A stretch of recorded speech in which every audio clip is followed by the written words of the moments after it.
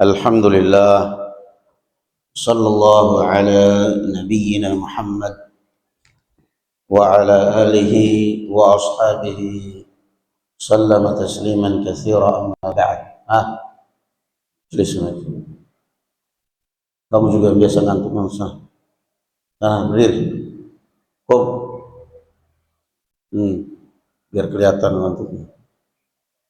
Sana, tengah, bertiga. Duduk. Allahumma inna nas'aluka ilman nafi'an wa rizqan wasi'an wa 'amalan mutaqabbalan. Allahumma a'inna ala dzikrika wa syukrika wa husni ibadatik. Qala al-Imam Muslim rahimahullahu ta'ala fi sahihihi. Baik. Siapa yang ingat asbab atau sebab turunnya ayat pengharaman khamr, diharamkannya khamr?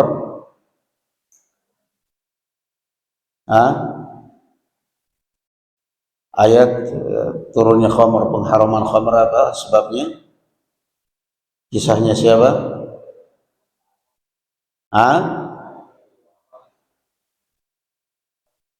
Kisahnya Sa'ad bin Abi Waqqas radhiyallahu anhu. Ketika beliau dan beberapa sahabat Muhajirin dan Ansar sedang pesta miras di salah satu kebun Ansar. Kemudian ketika mereka sudah mabuk, mereka pun mulai saling menuding satu dengan yang lain. Tiba-tiba ada yang menyebut antara Muhajirin dan Ansar. Sa'ad mengatakan Muhajirin lebih baik daripada Ansar. Ansar tersinggung, menonjok hidungnya Sa'ad bin Abi Waqqas sampai patah hidungnya Sa'ad. Bahkan beliau mengatakan setelah itu makan aja mulutnya, hidung dan mulutnya benjol, makan aja harus diganjal mulutnya supaya bisa buka. Maka turunlah ayat, intinya hampir perang saudara antara Ansar dengan Muhajirin. Maka Allah Azza wa Jalla menurunkan ayat, innamal khamru wal maisir wal ansab wal azlam rijsun min amali syaitan. Maka turunlah ayat ini, pengharaman khamr untuk selama-lamanya. Qala haddatsana Zuhair bin Harb qala haddatsana Abdurrahman an Sufyan an al-Miqdam ibn Shuraih an abihi an Sa'ad fi nazalat wala tatrudil ladzina yad'una rabbahum bil ghadati wal 'ashi. Padaku diturunkan ayat wala tatrudil ladzina yad'una rabbahum bil ghadati wal 'ashi. Surat apa ini? Wala tatrudil ladzina yad'una rabbahum bil ghadati wal 'ashi yuriduna wajha wala ta'du aynaka 'anhum. Al-Kahfi wasbir nafsak ma'al ladzina yad'una rabbahum bil ghadati wal 'ashi wala tatrudil ladzina yad'una rabbahum. Al-An'am sepertinya, Al-An'am ayat 51. Sini juga enggak ada.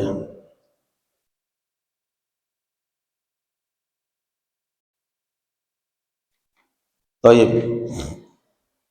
Fiyya, padaku diturunkan ayat Al-Qur'an wala tatrudil ladzina yad'una rabbahum bil ghadati wal 'ashi. Janganlah engkau mengusir dari sisimu orang-orang yang berdoa kepada Allah pagi dan petang. Qala nazalat fi sittatin ana wa ibn Mas'ud minhum. Turun pada 6 orang, saya dan Ibnu Mas'ud. Wa kana al-musyrikin qalu la tudni haula.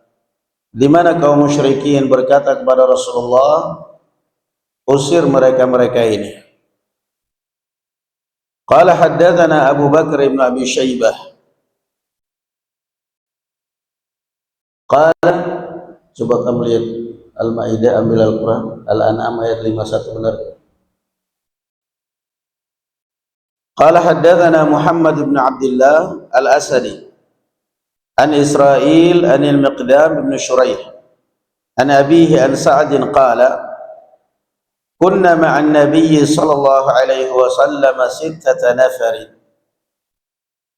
Kami pernah bersama Nabi sallallahu alaihi wasallam 6 orang. Faqala al-musyrikuna lin-nabiy sallallahu alaihi wasallam utrud haula'i la yajtari'una alaina.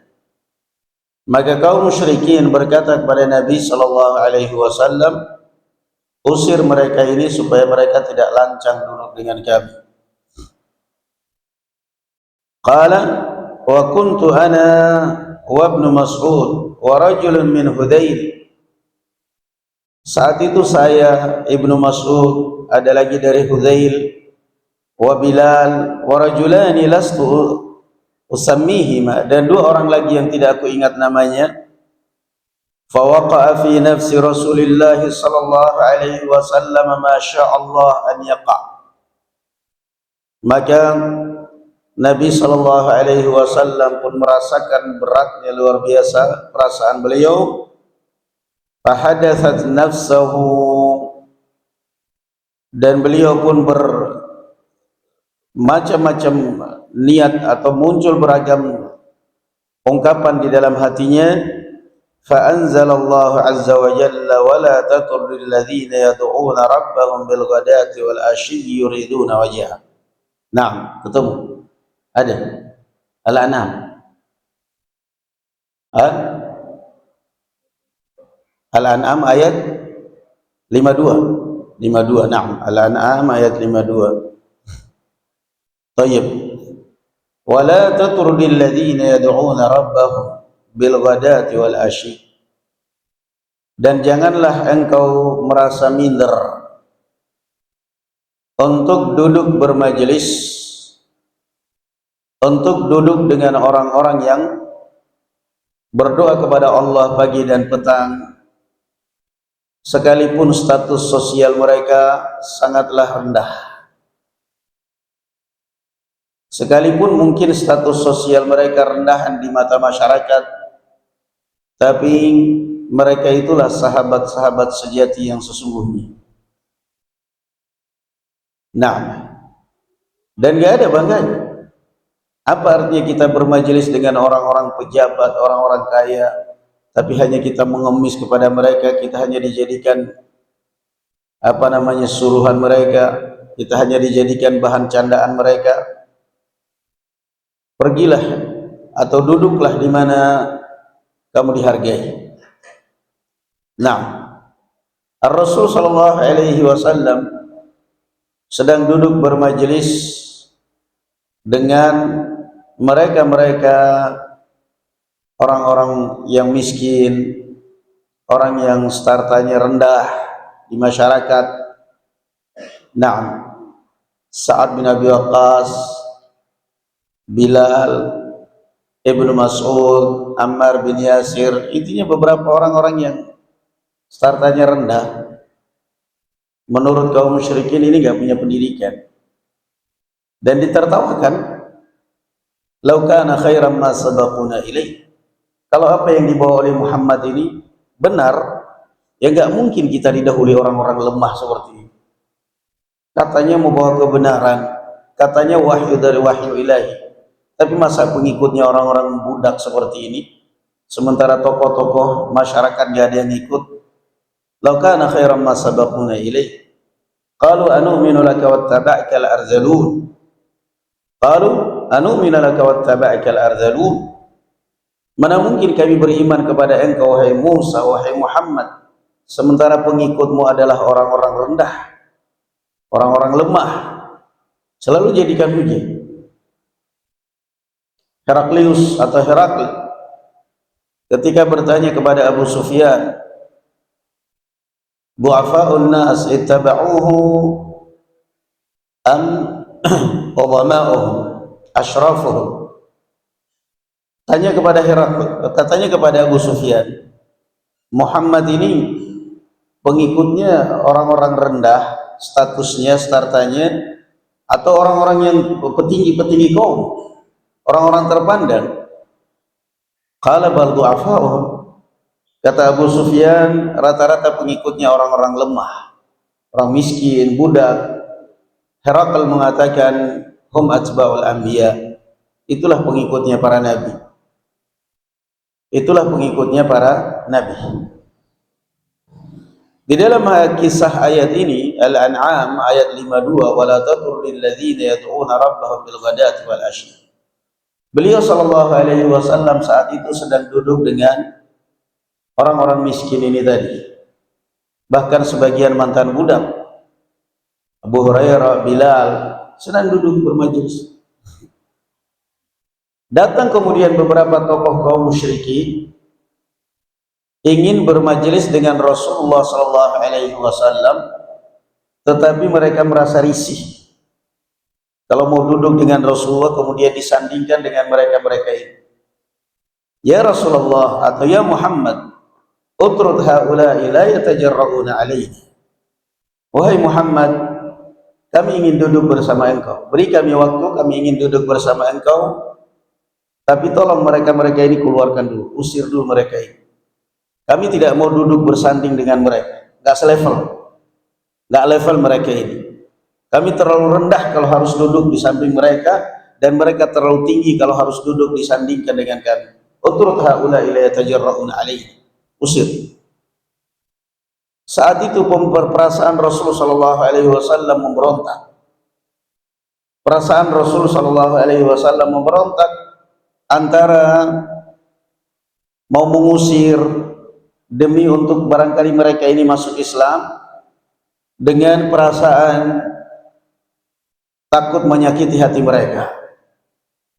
Maka turunlah ayat wala tatrudil ladzina yad'una rabbahum bil ghadati wal ashi, dan jangan engkau usir, jangan engkau mengusir mereka-mereka ini wahai Rasulullah yang berdoa kepada Allah siang dan malam. Ya Allah, itulah komunitas yang benar. Nah, kita mau ditinggalkan orang mau ngenyek, orang barakallahu fikum, semuanya pengikutnya orang-orang lemah, orang-orang ini, silahkan, nggak ada masalah. Hidupmu itu membuat stres karena kamu selalu memikirkan orang, bukan memikirkan nasib. Aneh, kadang-kadang ada orang hidup stres memikirkan orang, padahal kalau dia memikirkan nasibnya sendiri, memikirkan diri sendiri, gak bakal stres. Bagaimana saya hidup dihargai, bagaimana saya hidup terhormat, bagaimana saya hidup layak, itu kesibukan orang sehari-hari semestinya. Tapi ada orang yang kadang hidupnya bikin stres sendiri, memikirkan orang lain. Orang ini kenapa dia nggak mau sama saya, orang ini kenapa dia jauh dari saya, orang ini stres.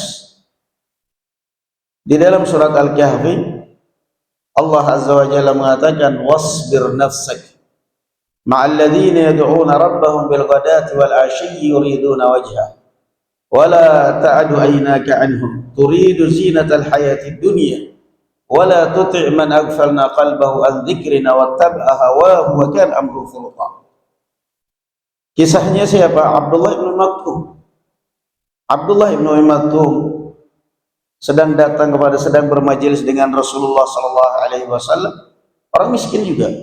Orang miskin, buta lagi.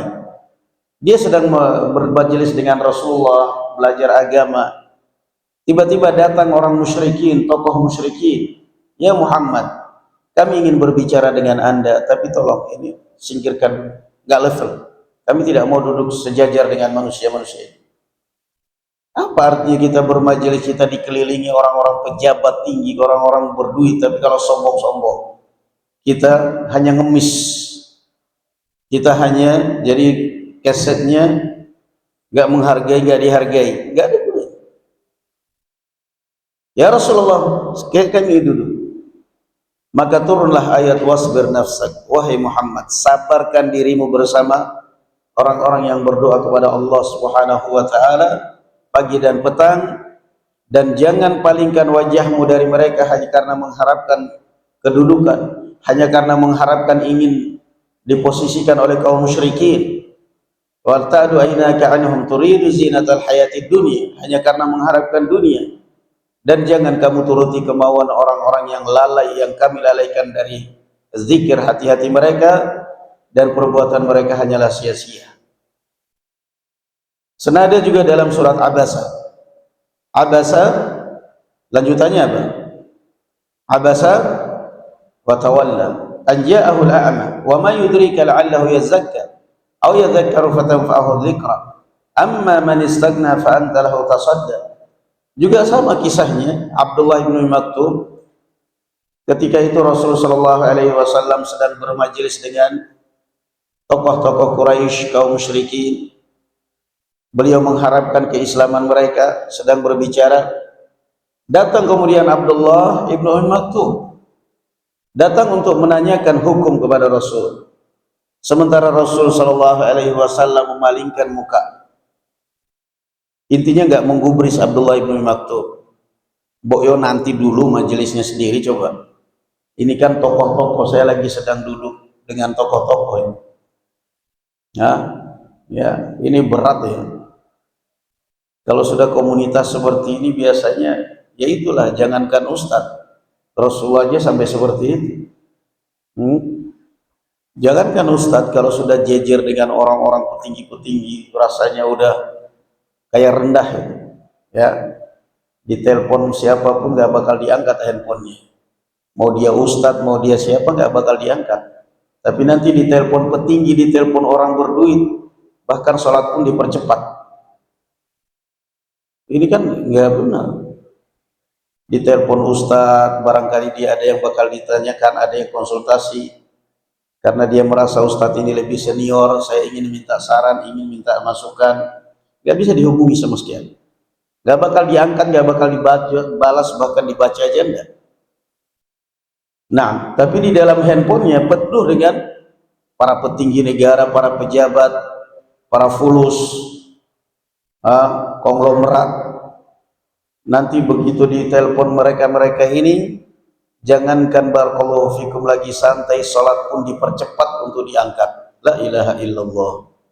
Ini yang ada, padahal waktu dia merintis, waktu belum terkenal, waktu belum dikenal senasional, ini ustadznya Masya Allah merendah banget. Dengan siapapun dia bergaul, dengan siapapun dia angkat teleponnya, dia balas WA-nya.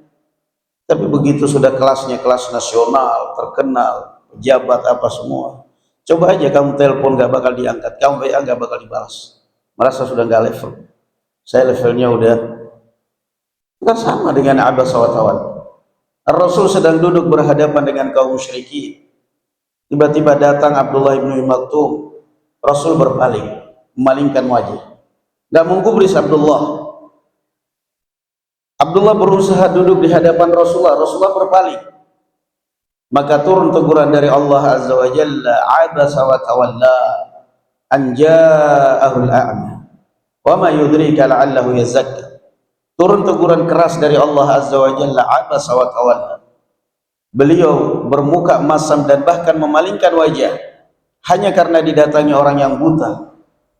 Wa ma yudrika la'allahu yazakka. Padahal dia datang kepada engkau hai Muhammad ingin mensucikan hati, ingin mensucikan diri, ingin menanyakan agama. Wa ma yudrika la'allahu yazakka aw yadhakkaru fatanfa'ahu dzikra. Agar dia mendapatkan pelajaran dan dia bisa mengambil manfaat dari peringatan itu. Fatanfa'ahu dzikra amma man istaghna fa anta lahu tasadda. Sementara orang yang tidak butuh agama, yang tidak butuh ilmu kamu, melainkan hanya cari dompleng ketersohoran saja, melainkan hanya numpang iklan produk dia, melainkan hanya manfaat, menumpang ketersohoran kamu, yang bahkan kadang-kadang hanya numpang travel umrah supaya banyak jamaahnya, karena manfaatkan ini ustadz nasional, numpang travel supaya jamaahnya banyak, hanya dijadikan tumpangan. Amma man istaghna, orang yang nggak butuh Anda, dia nggak butuh ilmu Anda, dia nggak pernah belajar, taklim hanya tidur aja, dia nggak pernah butuh ilmu. Orang yang tidak butuh ilmu, fa anta lahu tasadda, Sementara orang yang nggak butuh ilmu Anda, wahai Muhammad, mati-matian membelanya, mati-matian fokus berhadapan dengan dia. Kalla sampai ayat kalla innahu tazkirah. Ingat wahai Muhammad bahwa ini adalah peringatan. Nah, jadi ya kisah-kisah yang seperti ini barakallahu fikum mengingatkan kepada kita semakin tinggi, semakin terkenal, semakin dikenal, semakin rendah hati. Itulah pepatah orang tua kita, tirulah ilmunya padi, makin berisi makin rendah, makin merendah, makin tunduk, makin berisi makin tunduk, makin merendah. Na'am barakallahu fikum, dan ini pelajaran besar. Siapapun yang barakallahu fikum, jangankan ustadz, artis yang jelas-jelas merusak, kalau akhlaknya, padahal dia sendiri merusak akhlak. Tapi kalau sudah kelihatan sombong, kelihatan congkak, bakal jatuh karirnya, bakal dibenci dia.